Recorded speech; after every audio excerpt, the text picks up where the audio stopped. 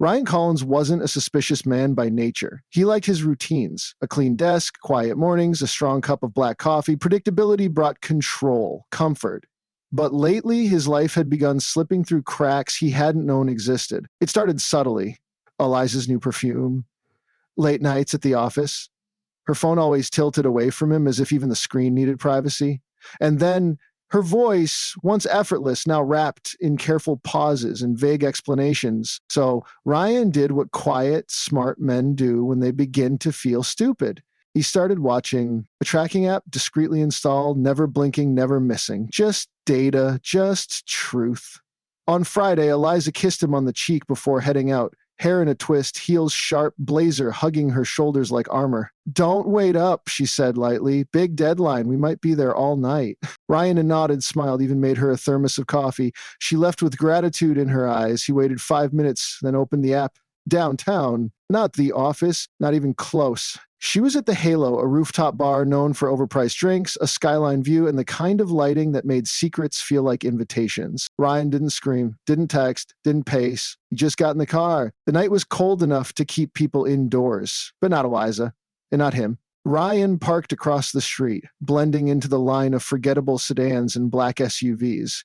He didn't need to walk far, just enough to see through the glass balcony. Music throbbed, distant and dull like a heartbeat underwater. He spotted her instantly, Eliza. Her head tilted back in a way she hadn't done with him in months. And next to her, David Hanks, his boss, hand on her waist, close, intimate, familiar. They looked good together. That thought struck Ryan unexpectedly. Two polished, successful people sipping wine over city lights. For a moment, he felt like the outsider, like the mistake. Then he raised his phone and took the photo. The frame was perfect, his world collapsing into one crisp shutter click. He didn't confront them. He didn't storm in. That wasn't his style. Instead, he turned, walked back to his car, and sat in the driver's seat for a full hour, engine off, silence absolute. The photo burned on his screen. She was smiling with him. The rest of the night passed like smoke. He arrived home, placed his keys gently in the bowl by the door, and sat in the kitchen staring at the wall. Eliza came home at 2:17 a.m. Her perfume hit him first. Unfamiliar, expensive, wrong. She kissed his cheek. He smiled. No words, no questions. But something had shifted behind his eyes. A new silence. Heavy. Calculating. Ryan Collins was done being the fool. Ryan didn't sleep that night. Not really. He lay beside Eliza, listening to the soft cadence of her breath. Her body turned away from him in the dark. She slept like someone with nothing to hide, and that, more than anything, unnerved him. By morning, the distance between them felt colder. Over breakfast, Eliza chatted about nonsense. Something about a coworker's birthday. A new campaign she'd been asked to pitch. She kept her voice light, bright. But Ryan noticed how she didn't meet his eyes. Her hands stirred her tea a little too long. Her smile lingered at odd moments. Rehearsed, maybe. He nodded, added the occasional or yeah, and let her fill the space. When she left for yoga, he didn't follow her on the app. He didn't need to. He already had what mattered, the image, the truth, framed in pixels. He spent the day organizing the guest room closet. He'd been meaning to do it for months. Folders, boxes, wires, the old camera gear he hadn't touched since his early 20s. Each object gave him something to control, to sort. It kept his mind quiet. But the silence was deceptive. Everything felt staged now. Her texts, her return home with takeout, even the way she nestled close to him on the couch, as if they were playing house, as if nothing had happened. He knew better. That night, while Eliza showered, Ryan sat at his desk and opened a blank document. He didn't rage. He wrote a resignation letter, crisp, polite, non-emotional, 2 weeks' notice, no details. It felt like the beginning of a severance, not just from the job, but from everything tied to it. He saved it and left the screen glowing as he walked into the bathroom. Eliza was wrapped in a towel, steam curling around her like fog. She kissed him lightly as she passed. "You've been quiet today," she murmured, brushing his shoulder. "Just tired," he said. The next morning, Sunday, she left again, citing errands. Ryan simply nodded. Once the door clicked shut, he walked into the kitchen and poured himself a coffee. Then he went to his camera bag. It was still there, clean, ready. He pulled out the Canon, changed the lens, and transferred the rooftop photo from his phone to the laptop. He enhanced it just slightly, a subtle adjustment to shadows, contrast, sharpness. Now the image spoke louder. David's hand was unmistakably placed, Eliza's smile unmistakably intimate, and Ryan's framing had been perfect. It wasn't just a snapshot, it was a statement, a message. He printed one copy, matte paper, high resolution, tucked it into a sealed envelope. Then he placed the envelope inside his briefcase. Alongside it, he added a fresh copy of his resignation letter. By evening, Eliza was back, pretending normalcy. She talked about paint samples for the bedroom and mentioned maybe visiting her sister next weekend.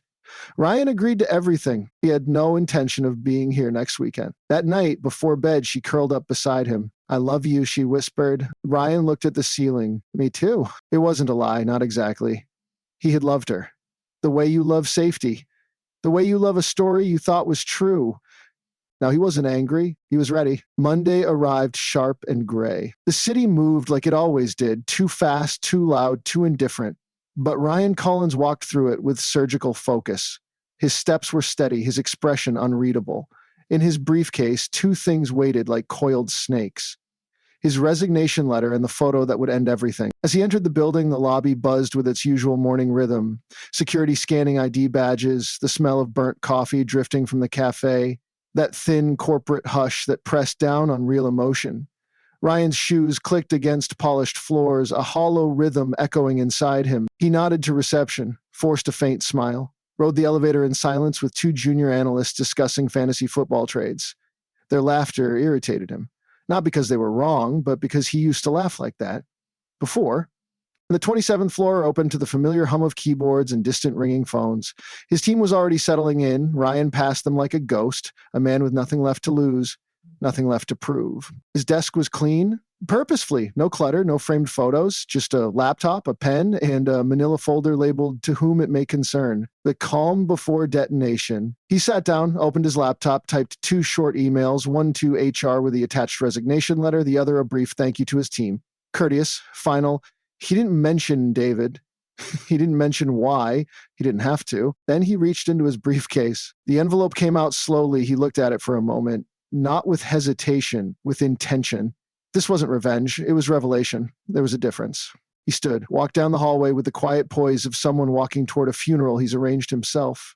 David Hanks's office sat at the end, past a glass-walled conference room already filling with mid-level managers, preparing for the 9 a.m. status meeting. The lights in David's office were off. Good. Ryan pulled a piece of tape from his pocket. He had prepared for this and stuck the envelope dead center on the door.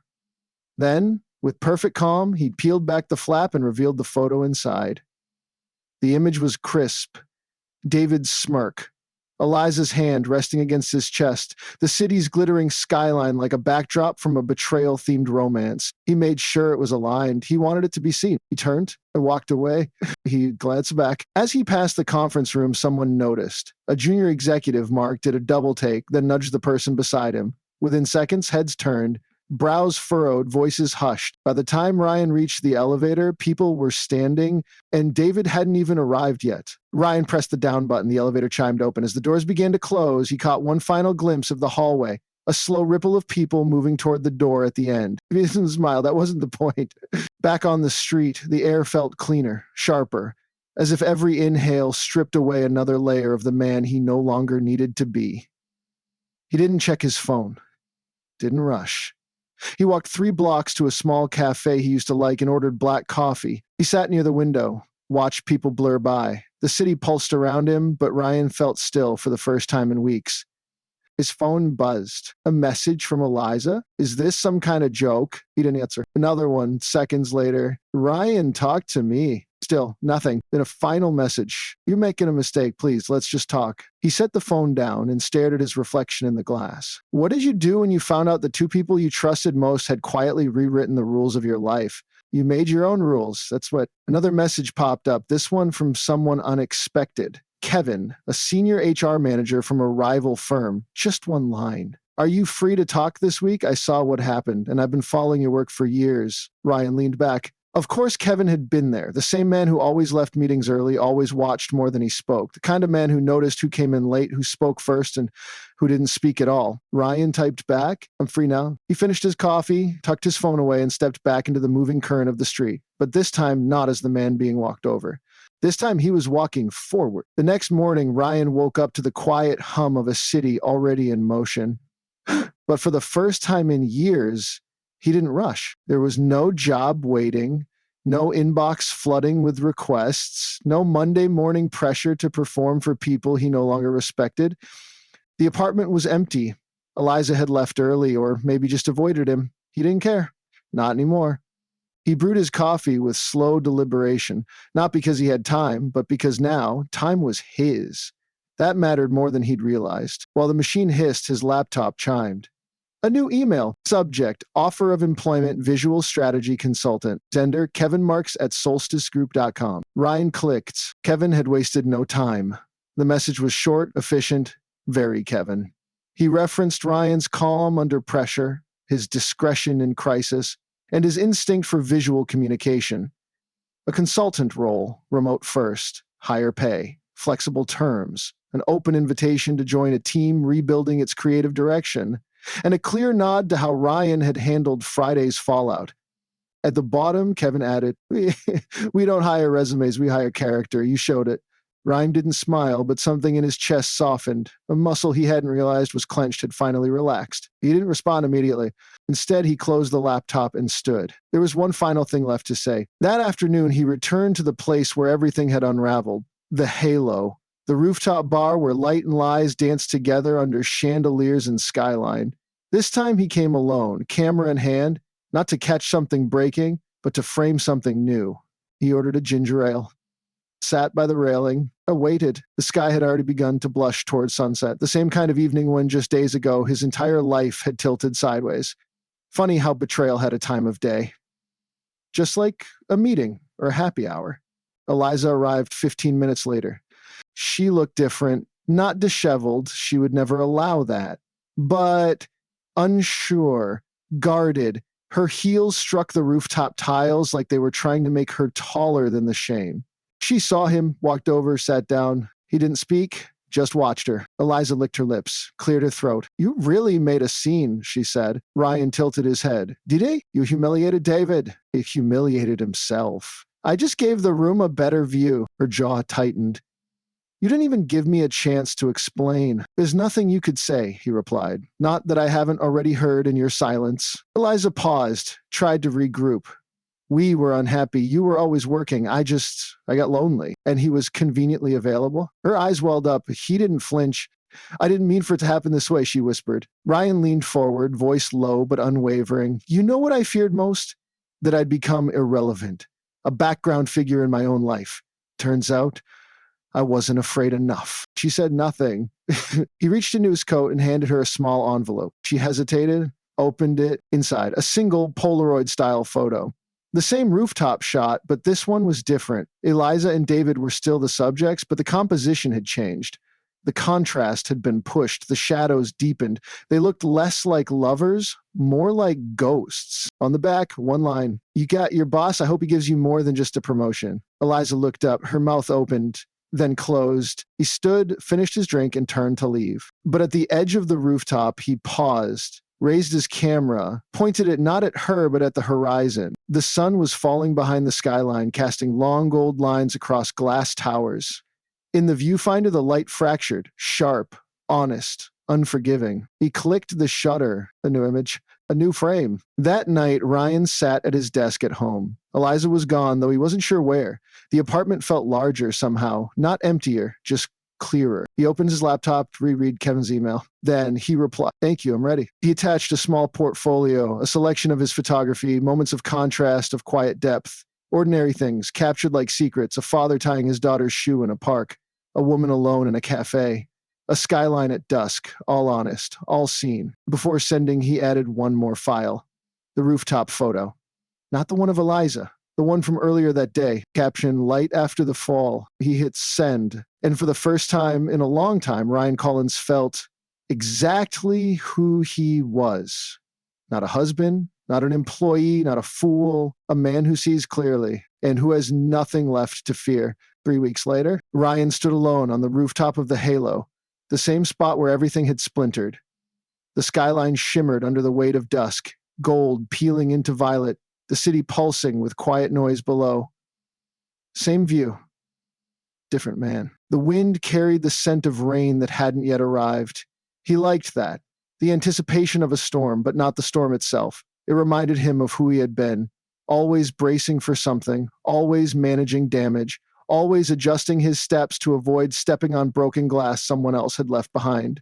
Not anymore. He adjusted the strap of the camera around his neck and raised it, his eye aligned with the lens. The city snapped into frame, clean, sharp lines, movement stilled in perfect geometry. He captured the moment with a soft click, then another, and another. Each photo felt like punctuation. Not to the betrayal, that was old news now, but to the person he had been, under its weight. Behind him, voices and laughter drifted from the bar's terrace. He didn't turn. The rooftop was public, but the view was his tonight.